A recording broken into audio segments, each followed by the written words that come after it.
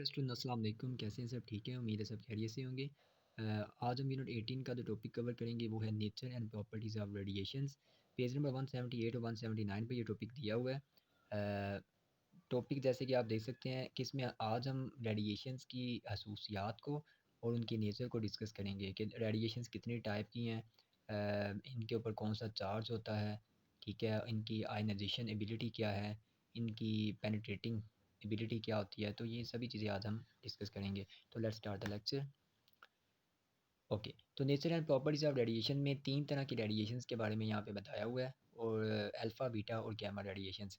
मैंने आपको last video में जैसे बताया भी था कि अनस्टेबल न्यूक्लियाई जब स्टेबल पोजीशन में आते हैं तो बहुत सारी एनर्जी जो है वो रेडिएशंस की फॉर्म में इमिट करते हैं, ठीक है।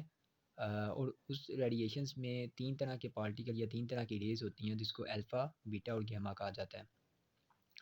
अब इसमें अल्फ़ा पार्टिकल जो हैं ये दरअसल हीलियम न्यूक्लियस होते हैं, जैसे कि आप इसमें देख सकते हैं। Alpha particle is a helium nucleus comprising of 2 proton and 2 neutrons.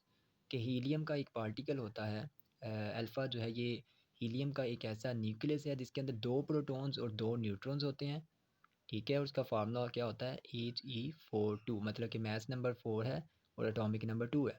क्योंकि 2 न्यूट्रॉन्स और 2 प्रोटॉन है तो 2 + 2 जो है हमारे पास आ जाएगा मास नंबर, यानी कि 4 मास नंबर हमारे पास यहाँ पे आएगा। चार्ज क्या होता है इसमें, अल्फ़ा पार्टिकल के ऊपर +2 चार्ज होता है, ठीक है। अब हम बीटा की अगर बात करें तो beta radiation is a stream of high energy electron. तो बीटा रेडिएशन दरअसल हाई एनर्जी इलेक्ट्रॉन की एक स्ट्रीम है, ठीक है।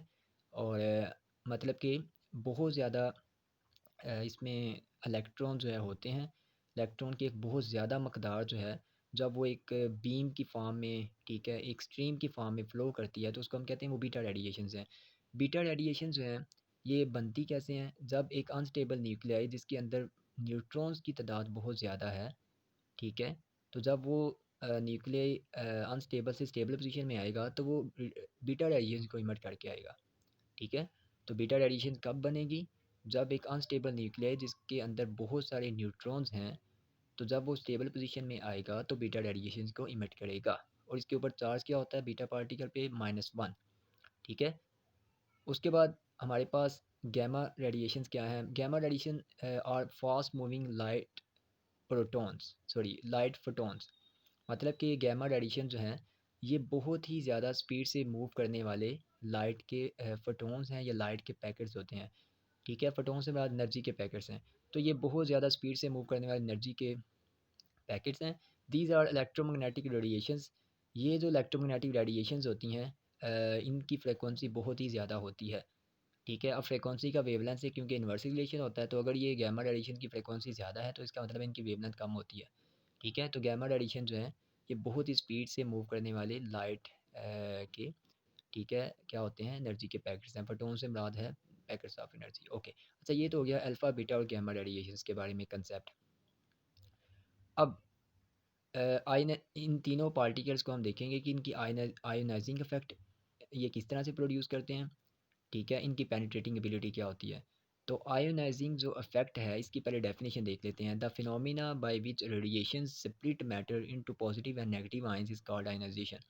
मतलब कि एक ऐसा फिनोमेना, एक ऐसा प्रोसेस जिसमें रेडिएशन जो हैं वो किसी भी मैटर को पॉजिटिव और नेगेटिव आयंस में कन्वर्ट कर देती हैं, उसको हम आयनाइजेशन कहते हैं, ठीक है। तो अल्फ़ा बीटा और जो गैमा रेडिएशंस होती हैं ये मुख्तलिफ सब्सटेंस को, ठीक है, अपनी एबिलिटी के मुताबिक आयनाइज करती हैं, ठीक है। अल्फ़ा जो पार्टिकल्स होते हैं इनकी आयनाइजिंग एबिलिटी बड़ी ज़्यादा होती है, बीटा से ज़्यादा होती है और बीटा की गैमा से ज़्यादा होती है। तो सबसे ज़्यादा जो पार्टिकल्स आयनाइज़ करते हैं किसी मैटर को वो अल्फ़ा पार्टिकल्स हैं, ठीक है। क्योंकि इनका जो इनके ऊपर जो चार्ज होता है वो पॉजिटिव होता है और इसके अलावा इन अल्फ़ा पार्टिकल का मास बहुत ज़्यादा होता है।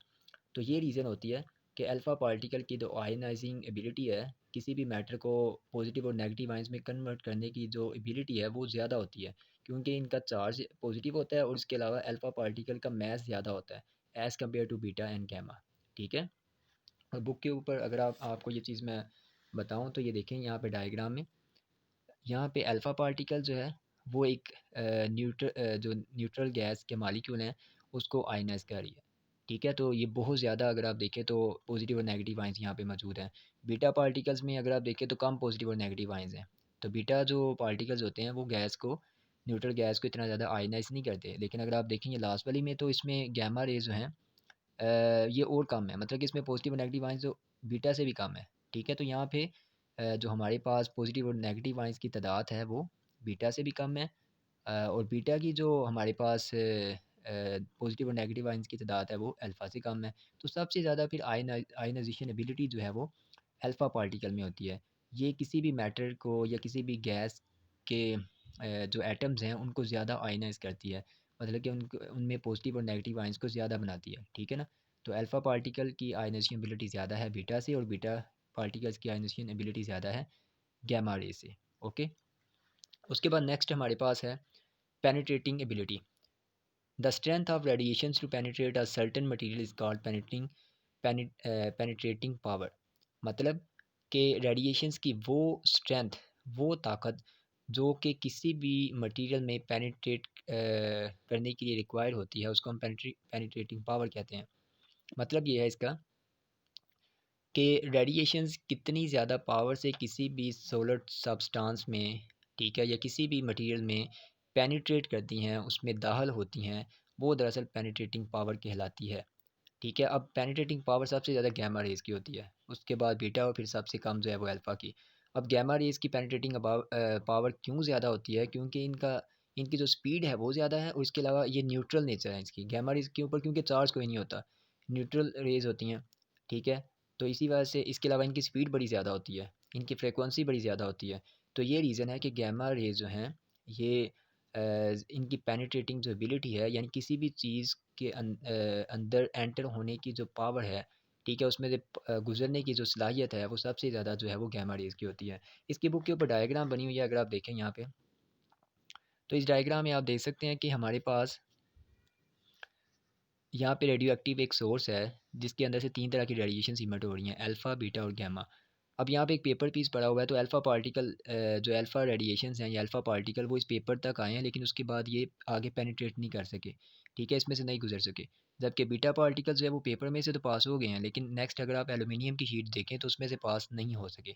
तो बीटा पार्टिकल की फिर पेनिट्रेटिंग एबिलिटी जो है वो अल्फ़ा से ज़्यादा है थोड़ी सी। ठीक है, गामा पार्टिकल्स देखें तो वो पेपर से भी पास हुए हैं, रेडिएशन जो हैं, इसके अलावा एल्यूमीनियम से भी, और फिर लेड स्फीयर पे जाके ये रेज जो है वो फॉल हुई है। मतलब कि फिर गामा पार्टिकल्स की जो पेनिट्रेटिंग एबिलिटी है वो बीटा और अल्फ़ा से ज़्यादा होती है।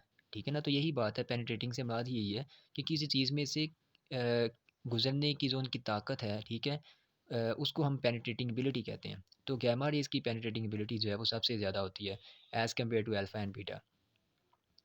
ओके, अच्छा, इसके अलावा एक और बात भी बुक के ऊपर लिखी हुई है कि alpha particle has a range only a few centimetre in air. कि इनकी जो रेंज है किसी हवा के अंदर वो सिर्फ फ्यू सेंटीमीटर्स की है, मतलब कि पेनिट्रेटिंग एबिलिटी इनकी इतनी ज़्यादा नहीं है, ये ज़्यादा दूर तक मूव नहीं कर पाती हैं अल्फ़ा पार्टिकल्स जो होते हैं, सिर्फ फ्यू सेंटीमीटर्स इनकी रेंज है। लेकिन बीटा पार्टिकल्स की रेंज जो है वो कुछ मीटर तक होती है, मतलब कि ये कुछ ज़्यादा जो है वो दूर तक जा सकती हैं बीटा पार्टिकल्स। लेकिन गामा रेज़ को देखें ना तो have a range of several hundreds metres in air, मतलब कि इनकी रेंज बहुत ही ज़्यादा होती है, काफ़ी मतलब कि अगर आप देखें सेवरल हंड्रेड्स तो कुछ 100 मीटर्स तक ये जो है वो जो है मूव कर सकते हैं हवा के अंदर। ठीक है, तो ये तो हो गया हमारे पास पेनिट्रेटिंग एबिलिटी। अब बुक के ऊपर क्या इसमें आपने याद क्या करना है, ये मैंने यहाँ पे मार्क किया हुआ है। अल्फ़ा पार्टिकल्स के बारे में तो मैंने आपको अभी नोट्स में समझाया भी था। तो अल्फ़ा पार्टिकल, फिर बीटा पार्टिकल्स, और फिर यहाँ से लेकर यहाँ तक गामा पार्टिकल्स के बारे में लिखा हुआ है। ठीक है, तो आप ये यहाँ से एज़ याद करें। फिर आयनाइजेशन इफेक्ट में किसका इफेक्ट ज़्यादा होता है, पहली दो लाइन में तो आयनाइजेशन की डेफिनेशन है। उसके बाद ये जो मैंने मार्क किया है इसमें लिखा हुआ है कि किस पार्टिकल की आयनाइजेशन एबिलिटी ज़्यादा होती है और क्यों होती है। फिर पेनिट्रेटिंग पावर में जो डेफिनेशन है पहली दो लाइनों में, ये पेनिट्रेटिंग एबिलिटी की डेफिनेशन है, और जो मैंने लाइनें यहाँ पे मार्क की हुई हैं ये आप इसमें साथ मेंशन कर दें। इसमें यही बताया हुआ है कि किस पार्टिकल की किस रेडिएशंस की पेनिट्रेटिंग एबिलिटी ज़्यादा होती है। ठीक हो गया। और इसके अलावा ये पैराग्राफ भी आप इसमें कर लेंगे, तो इस तरह से आपका ये टॉपिक जो है ये कंप्लीट हो जाएगा। नेक्स्ट टाइम हम इंशाल्लाह जो है हाफ़ लाइफ पीरियड के बारे में डिटेल में देखेंगे। Till then, thank you and have a nice day.